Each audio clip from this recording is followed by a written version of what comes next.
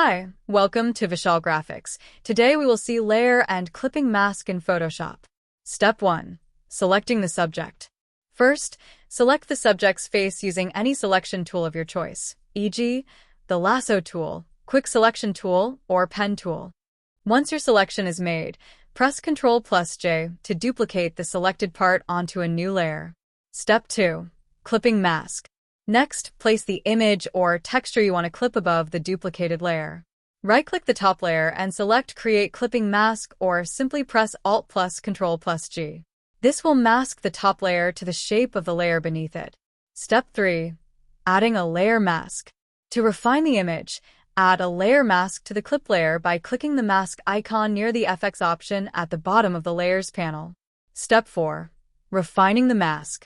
Now, select the brush tool and set your foreground color to white to reveal parts of the image, or black to hide them.